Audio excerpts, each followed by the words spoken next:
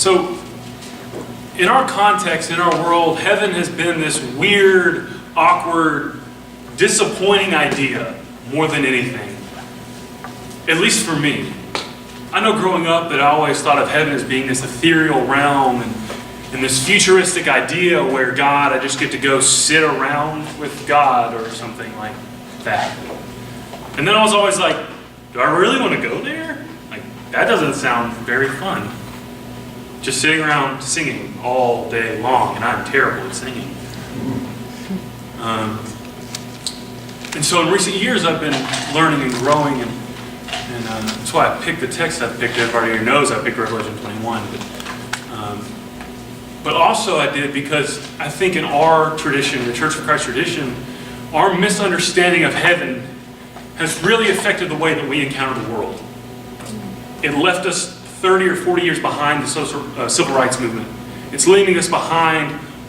It's leaving our gay and lesbian brothers and sisters behind. It's leaving these social acts. We're way behind. And I think it has a lot to do with our understanding of heaven. We'll get into why in a minute. And I really wanted to say this. It's not like this Star Trek, you're not going to be a point of consciousness. That's not the image we get in the Bible, even though that's what I've heard my whole life. I thought that was something I wanted to say. So Revelation 21. Then I saw a new heaven and a new earth. For the first heaven and the first earth had passed away, and the sea was no more. By the way, the sea, this is reference back to Genesis because the sea is a sign of chaos and evil. And I saw the holy city, the new Jerusalem, coming down out of heaven from God, preparing as a bride adorned for her husband. And I heard a loud voice from the throne saying, "See, the home of God is among mortals. He will dwell with them. They will be his peoples. And God himself will be with them, and he will wipe every tear from their eyes. Death will be no more. Mourning and crying and pain will be no more. For the first things have passed away." And the one who was seated on the throne said, "See, I am making all things new." And also he said, "Write this, for these words are trustworthy and true." So this is built structurally in a chiastic type of thing where it moves in and out. And so the first and the last are the same thing. And so the all things new is the new heavens and new earth. And then you see the opposite of the sea with the new Jerusalem coming down. And so it's a chaos replaced with purity. And so the text gives us an entirely different image than Star Trek. The text gives us this God coming to be with us and making us new where we are. This has changed my life.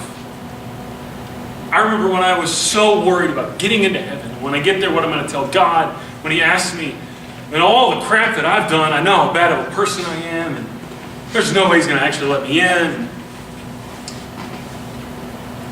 And so, learning and growing in this last few years, I was excited. Jason Pagel was here, he had to leave. He started teaching me this my senior year of high school. He was my youth minister. He started teaching us this idea that maybe heaven isn't what we thought.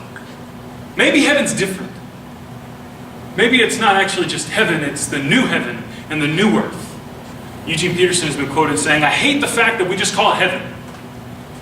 That God is making the earth new too."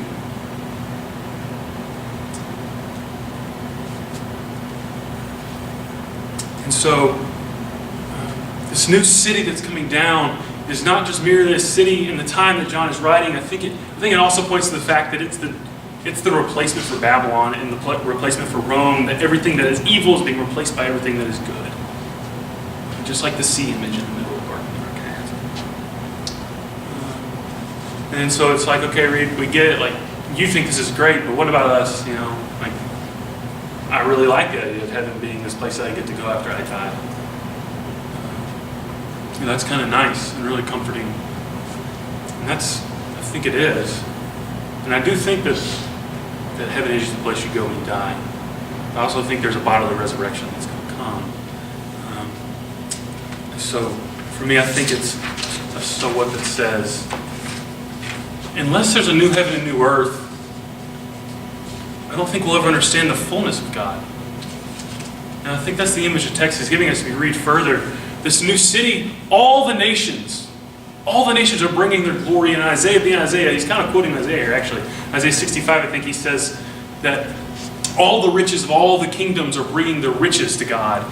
And John here is taking away riches because those are worldly things. He's replacing it with glory.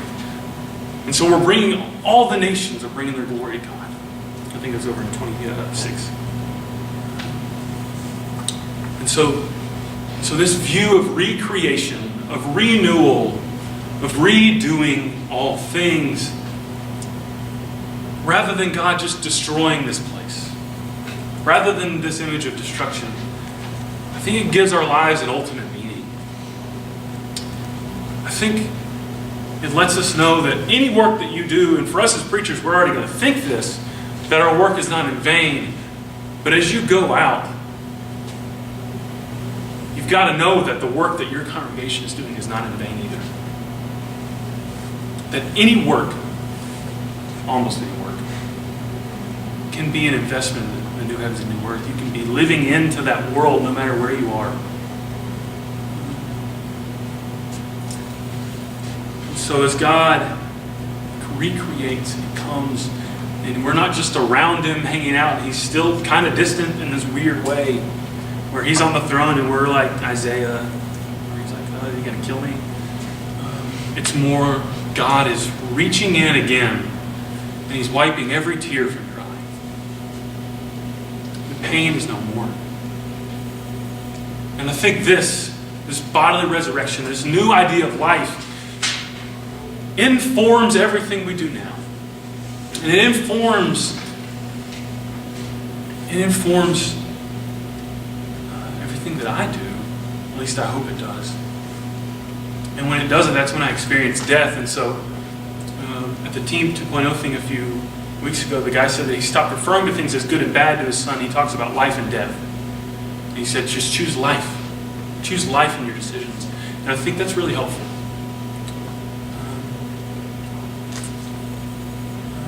So, I also want to say that this understanding, your pain is not unnoticed in this life. God is not going to just let you into heaven and be like, all right, everything that happened to you on earth is over, so be happy you have a huge mansion here. Instead, He's reaching in and He's wiping your tears. And your pain doesn't go in vain. And what you felt is not unimportant. And who you are is not a waste. I think this is the fullness of being a child of God. So what does this mean for us in the future? How do we actually live this out? This weird idea of new heaven, new earth. Because and I think this is where our tradition got messed up. Because this was hard and confusing. And it's a lot easier just to say that God's going to blow this whole thing up, we're going to go to heaven. It doesn't really matter what we do now.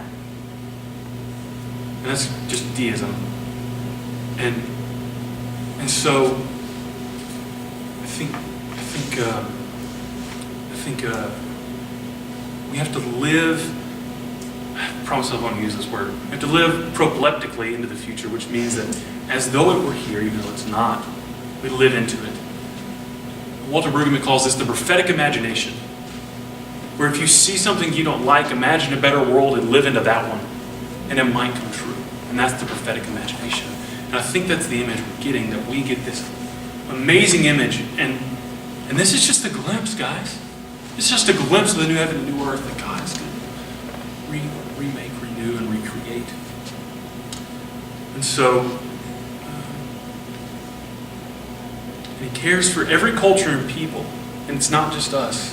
And so our allegiances must shift. We aren't just allegiances. Our allegiance isn't just to 50 stars and 13 stripes. Our allegiance is now to the Lamb leading us into the kingdom.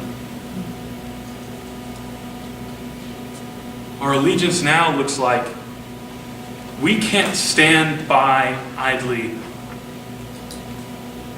while we shoot drones at people in the Middle East. I can't watch that happen. That's evil. We're watching it happen.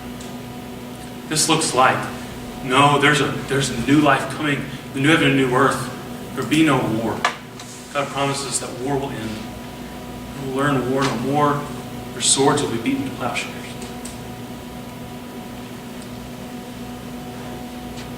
And so I think this informs the way that we treat the alien, the outsider, the disenfranchised, the hurting, the painful, and even ourselves. Because I feel like all of those things pretty often. And so I think the last thing I want to say is that what you think about the end informs how you act now. And I had a lead camp last semester, and he always said the word telos. And he always said it wrong, he always said it telos. It bothered me. But so our telos is the end of the goal. And so another author named James K. Smith says, you become what you desire most. I think that's interesting. And so what I'm trying to desire most is the inbreaking of the new heaven and new earth. And as I desire that most, I get to start joining in God and His work that He's already doing in this weird tension that we live in. And I'm not saying it's easy. We live in a weird rub of time where we see the resurrected Jesus, and He is the image. He's the first fruits of the resurrection. We're promised that. Where it's totally different, but still the same. And that's weird. He can eat a fish, but He still goes through walls. But He has a full body.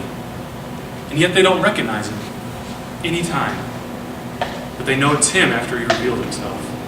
So we have this odd image of the resurrection. But it is promised to us. So I would love to close by encouraging us to be a people with a changed goal, with a changed end, that we don't just desire to go to heaven one day and float around and fly, that instead we desire to see the inbreaking of heaven now, and we live into that as though it were now, even though we know that we see the pain anyway. And until that day comes, we get to join in, and sometimes get to wipe the tears from people's eyes. And we get to live as though the sea were no more and that chaos doesn't exist. Live fully, because that's what's promised.